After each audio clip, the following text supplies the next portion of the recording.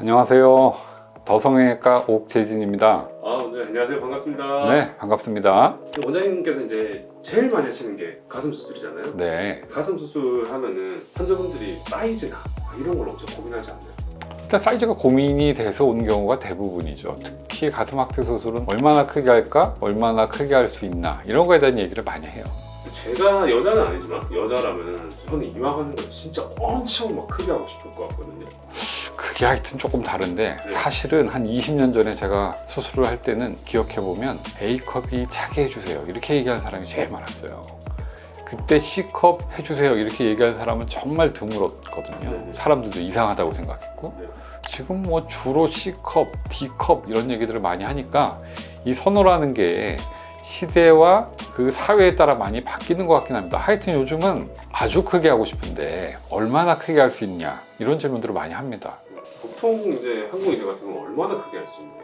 한국인이라서 딱 정해져 있는 건 아니고 그 상태에 따라 다르거든요. 크게 하려면 큰 보형물을 넣어야 되는 거잖아요. 네. 큰 보형물을 넣을 수가 있는 상황인지 또 그 사람의 신체적인 상황에 맞추어서 그 정도 보형물이 들어갈 수 있는지를 확인해 봐야죠. 그거를 저희 유튜브 보는 환자분들이 난 얼마까지가 커질 수 있을까 알 수 있게 조금 설명해 주신다면은. 간단하게 얘기 드리면요, 일단 큰 보형물을 넣어야 가슴이 커지겠죠. 보형물이 크다는 거는 크게 두 가지예요. 하나는 보형물의 지름이 커지는 거. 조그만 원을 가진 보형물보다 큰 원을 가진 보형물을 넣으면 가슴이 커지겠죠. 네. 두 번째는 보형물이 앞으로 튀어나온 정도가 다양해요. 그러니까 좀 납작한 보형물이 있고 조금 통통한 보형물이 있고 굉장히 앞으로 많이 나온 보형물이 있단 말이에요. 그래서 많이 나온 보형물을 넣는다면 더 많이 커질 수 있는 거죠. 문제는 그런 보형물이 내 몸에서 소화할 수 있는 거냐, 별 문제가 없겠냐, 이런 걸 확인을 해야죠. 소화를 못 한다는 게 어떤 말씀이신지. 네. 일단은 지름을 가지고 제가 먼저 얘기를 해볼게요. 여기 보시면요, 여기 이제 보이는 게 가슴뼈예요. 이 뼈 위에는 피부밖에 없습니다. 그래서 만약에 보형물이 이렇게 뼈 위에 이렇게 올라가 있다 그러면 너무 얇아요. 위에 피부밖에 없으니까 보형물이 다 비쳐 보이게 되는 거예요. 그러면 쭈글쭈글거리고 뭐가 들어갔는지 보이니까 아름답지 않죠. 그래서 일정 안전거리를 확보해야 돼요. 그럼 보형물은 결국에는 한 이 정도부터 들어갈 수 있는 거예요. 옆으로 지름이 이제 커지면 쭉 가다가 여기까지는 없는데 첫 번째 허들은요, 여기 있는 신경들이 문제가 돼요. 여기서 신경이 나오거든요. 이 신경은 우리 가슴의 감각을 담당하는 신경이에요. 이 신경이 이제 눌리게 되겠죠. 그리고 심지어는 이 신경 때문에 보형물이 더 옆으로 안 간다 그러면 신경을 끊어야 되는 일이 생겨요. 그러면 이제 가슴의 감각이 소실이 됩니다. 뭔가 닿는 느낌은 있는데 옛날처럼 민감하거나 예민하지 않는 느낌. 그러니까 굉장히 큰 보형물을 선택해서 지름이 크게 할 때는 내 감각이 무뎌져도 되는지, 소실되면 안 되는지 되는지, 이런 것도 잘 생각을 해보셔야 되는데 대부분은 감각이 무뎌지거나 소실되는 걸 좋아하지 않습니다. 그래서 이 신경의 위치가 실제는 사람마다 약간 다르거든요. 좀 더 안쪽에서 오는 경우도 있고 더 바깥쪽에서 오는 경우도 있는데 이건 이제 수술 중에 확인을 하는 거죠. 해서 신경이 너무 많은 압박을 받지 않는 범위 내에 지름을 선택해야 되는 문제가 있습니다. 또 하나의 문제는 요거는 이제 가슴을 밑에서 찍어본 사진인데요. 대개 보면 흉곽이 이렇게 생겼어요. 우리는 좌우가 대칭이라고 생각하지만 실제로 흉곽이 대칭인 경우는 없습니다. 왼쪽 가슴은 심장이 있기 때문에 이쪽 흉곽이 약간 튀어나와 있습니다. 그리고 이 흉곽의 경사는 대부분 왼쪽이 이렇게 심하고 오른쪽은 비교적 완만한 편입니다. 우리가 이제 보형물을 넣는다고 가정을 할 때요, 보형물을 이렇게 넣었어요. 그럼 뭐 잘 있어요, 그런 대로. 그런데 이 흉곽이 여기서 보시면 여기서 딱 끝나거든요. 이렇게 끝납니다. 그런데 만약에 보형물을 이만한 걸 넣었다고 가정을 해볼게요. 그럼 아래에서 받쳐주는 게 없잖아요. 여기 아무것도 없으니까 보형물이 옆으로 확 흘러내리게 돼요. 그러니까 우리는 가슴을 크게 해서 가운데 좀 모이고 이렇게 원했는데 보형물이 이렇게 옆으로 빠지게 되는 거죠. 이전에 텍스처 보형물을 썼을 때는 보형물이 조직에 붙거든요. 붙어서 좀 잡아주는 기능이 있었는데 지금의 스무스 보형물은 잡아주지 않아요. 그래서 흉곽의 바운더리를 넘어가는 부분이 너무 많다. 그럼 떨어지게 되는 거죠. 이렇게 있습니다. 그럼 이렇게 기울어져도 잘 있는 거예요. 근데 너무 많이 나갔어. 떨어지게 됩니다.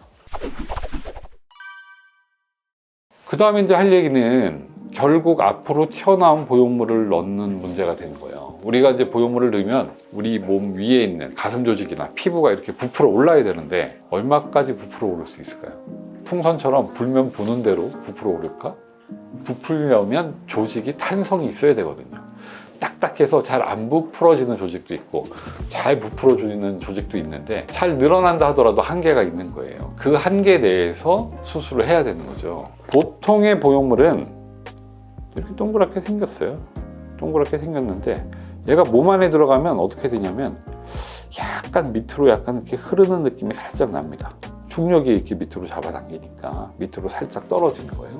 근데 사실 보형물이 이렇게 생긴 것도 있고 이렇게 좀 납작한 것도 있고 더 튀어나온 것도 있고 다양하단 말이죠. 굉장히 튀어나온 보형물을 넣었습니다. 우리가 예를 들어서 그랬더니 피부가 이 부분을 굉장히 누르는 거예요. 누르면 어떻게 되냐면 보형물의 모양이 약간 이런 느낌이 돼요.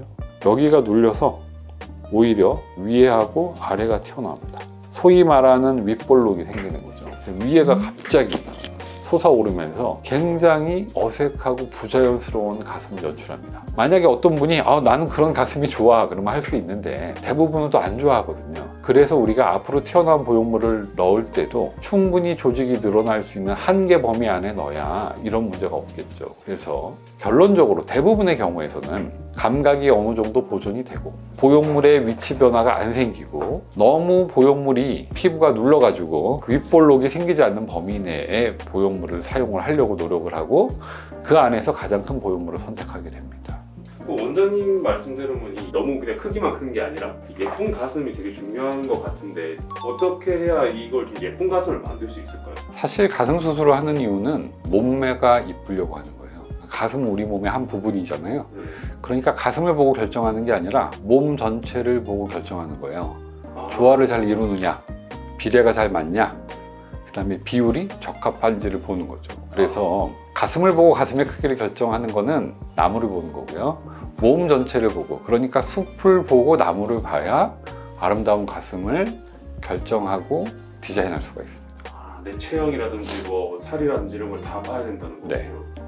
그래서 잠깐 그림을 준비했는데 이렇게 보시면 체형이 다른 거죠. 왼쪽 부분은 굉장히 날씬하죠. 이 부분은 조금 옆으로 넓은 편이란 말이에요. 그러면 옆으로 넓은 사람은 가슴도 넓어야 되는 거고 좁은 사람은 가슴도 좁아야 됩니다. 만약에 상하체, 상체의 길이가 다르다면 길이가 긴 사람은 가슴의 길이도 길어야 되고 짧은 사람은 짧아야 될 거 아니에요. 이런 걸 고려를 하는 거고 굴곡이 중요해요. 여기 어깨가 있단 말이에요. 어깨가 있다가 좀 들어갔다가 다시 가슴이 나왔다가 다시 허리가 들어가고 힙이 되는 이런 곡선을 어떻게 만들 거냐. 그 다음에 안쪽에 곡선이 있죠. 우리 흔히 가슴골이라고 얘기하는데 이런 부분의 라인을 어떻게 만들 거냐. 아랫부분은 얼마나 설명하게 할 거냐. 윗부분은 어떻게 자연스럽게 이행되게 할 거냐. 그래서 정면에서 봤을 때도 굴곡이 있어야 되겠고 누워서도 굴곡이 있어야 되고 옆에서 봤을 때도 적합한 굴곡이 있어야 되는 거죠. 그런 걸 통해서 우리가 디자인을 결정합니다. 근데 사람의 몸의 체형은 다 다르잖아요. 다 다릅니다. 다 다른데 보형물은 다 다르지 않고 되게 정해진 타입별로 이렇게 돼서 나오잖아요. 네. 그럼 이걸 어떻게 그 다 다른 몸에 맞출 수 있는지. 일단 보형물이 맞춤으로 우리가 주문할 수 있으면 제일 좋은데 그럴 수는 없거든요. 사실은 기성품을 사는 거예요. 아주 촘촘하지도 않고 아주 듬성듬성 있지도 않아요. 그 중에 그 사람한테 가장 잘 맞는 보형물을 일단 결정을 하겠죠. 그 다음에 나머지는 수술로 결정이 되는데요. 대부분은 수술할 때 열고 보형물 넣고 닫으면 똑같은 거 아니야? 이렇게 생각하겠지만 그게 아니고 보형물 넣는 공간을 어떻게 마련하는지가 사실은 수술의 핵심이거든요. 보형물 공간을 어느 정도의 위치에 어느 정도 넓게 좁게 또 보형물을 덮는 조직은 어떻게 만들 건가 이런 걸 가지고 결국 모양을 구현하게 됩니다. 그럼 이 의사의 역할이 굉장히 중요하겠네요. 엄청 중요하죠. 안 그러면 여러분들께서 그렇게 많은 병원을 다닐 필요가 없습니다. 보형물은 어차피 몇 개 안 되거든요. 보형물 검색해서 가격 비교해서 수술을 하시겠죠. 선생님 말씀한 거 들어보면은 사람 체형이라든지 피부 탄력 뭐 이런 것들이 가슴 얼만큼 넣을 수 있는지 되게 중요하다는 거잖아요. 근데 이거를 이 사람은 얼마까지 넣을 수 있다, 이 사람은 어디까지 되겠다, 이걸 원장님은 어떻게 하세요? 일단 기본적으로 의사로서 판단해야 되는 여러 가지들이 있는데 본인의 생각도 알아야 되고요. 뭐 신체적인 특징도 알아야 되는데 그런 것들을 객관화하기 위해서는 계측을 하죠. 여러 가지 사이즈를 실제 잽니다. 흉곽의 사이즈도 재보고요. 우리가 피부가 잘 늘어날 수 있는지도 확인을 하는 겁니다. 예를 들어서 가슴과 가슴 사이를 이렇게 재고요. 쫙 늘려서도 재봐요. 그러면 안 늘렸을 때 길이와 늘렸을 때의 길이가 얼마나 차이가 나는지를 보면서 어느 정도 늘어나겠구나라는 걸 알죠. 또는 가슴 피부를 앞으로 이렇게 잡아 당겨 봅니다. 그러면 얼마나 당겨지는지 확인할 수 있어요. 이런 몇 가지 검사들을 통해서 이분의 신체가 감당할 수 있는 캐퍼가 어느 정도 되는지를 확인합니다.